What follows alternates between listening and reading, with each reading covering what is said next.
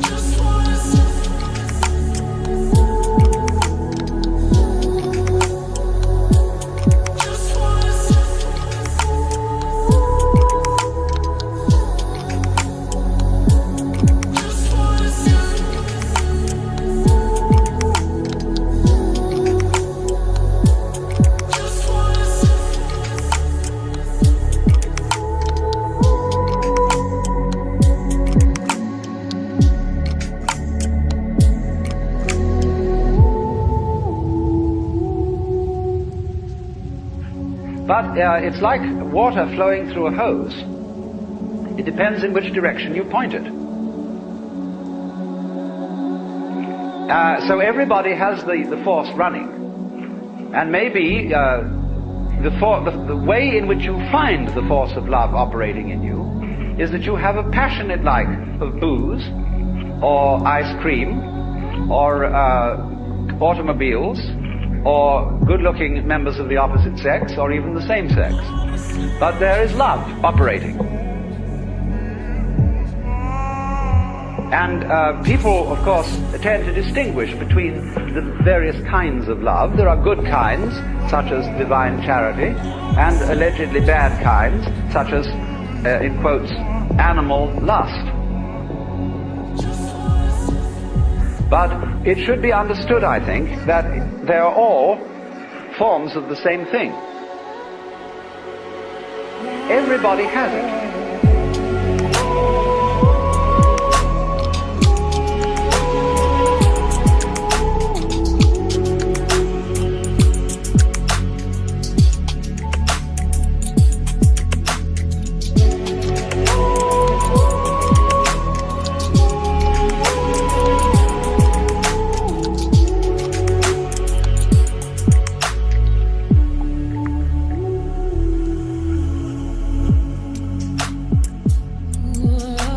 But they differ in rather the same way that the colors of light, of white light, divide into the spectrum when passed through a prism. So we might say that the red end of the spectrum of love is Dr. Freud's libido, and the violet end of the spectrum of love is agape, the what is called divine love or divine charity. And that in the middle, the various yellows, blues and greens are friendship, human endearment, consideration, and all that sort of fellow feeling. But it's all the same thing. And so, the thing is, first of all, to get it moving, to follow whatever kind of love you have in the first place. Because you cannot control love until you have some to control, until you have it running. You've got to get your car running before you can learn how to drive it. You will not become a skillful driver by sitting at a still car in a garage any more than you will become a skilled dancer if you simply never move your arms and legs. And so the first thing then is to discover what indeed you do love, if anything, and you will find there is something. And then go into the nature of that.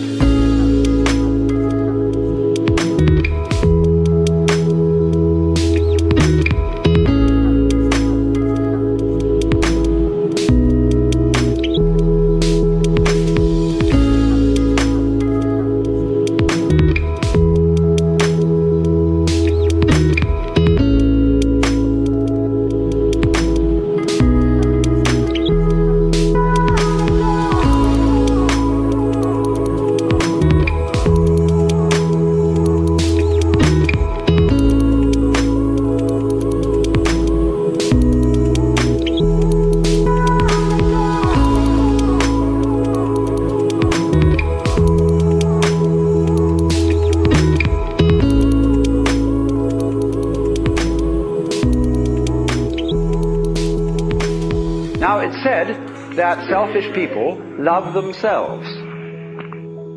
I would say that that is really a misunderstanding of the whole thing, because yourself is something that is really impossible to love. There are various reasons for this, but one obvious reason is that loving oneself is as difficult as kissing your own lips.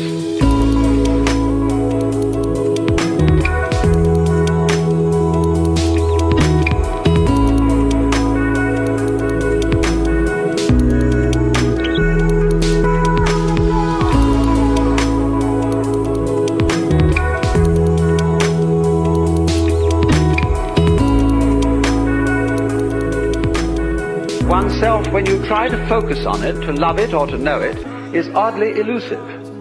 It always slips away like the pursued tail of a dog who is trying to get hold of his own tail. Now, to trust oneself to be capable of love, to bring up love, in other words, to function in a sociable way and in a creative way, is to take a risk. It's a gamble.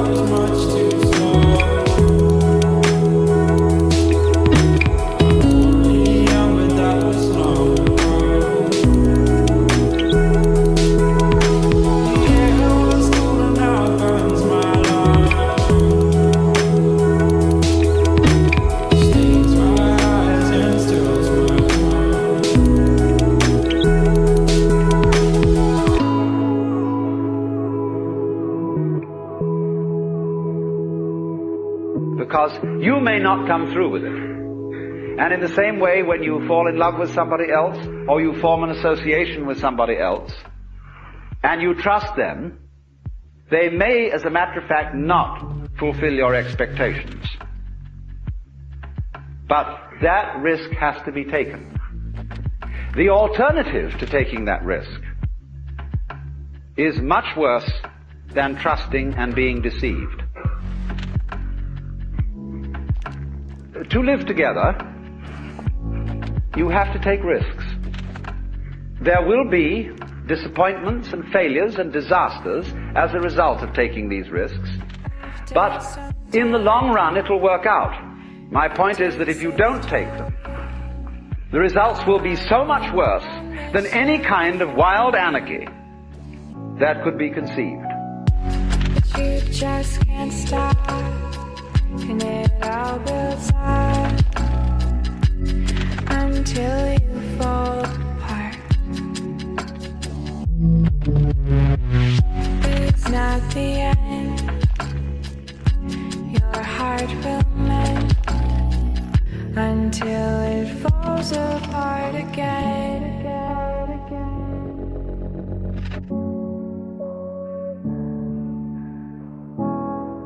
You see, here we are now as a highly disciplined human race,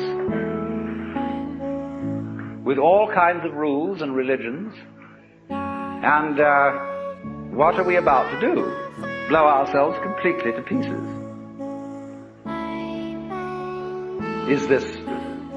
Was this all a good gamble? Because you see, in tying up love in knots and becoming incapable of it, you can't destroy this energy.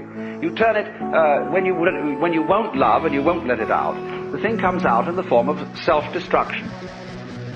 The alternative to self-love, in other words, is self-destruction.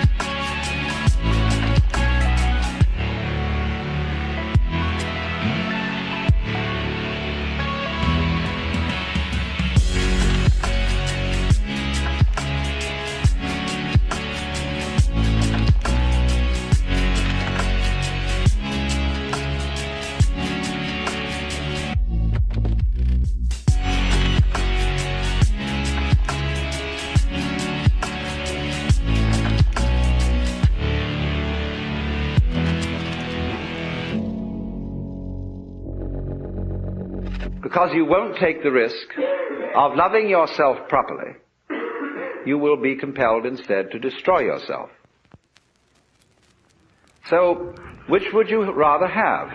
Would you rather have a human race which isn't always very well controlled, and sometimes runs amok a little bit, but on the whole continues to exist, with a good deal of honesty and delight when delight is available?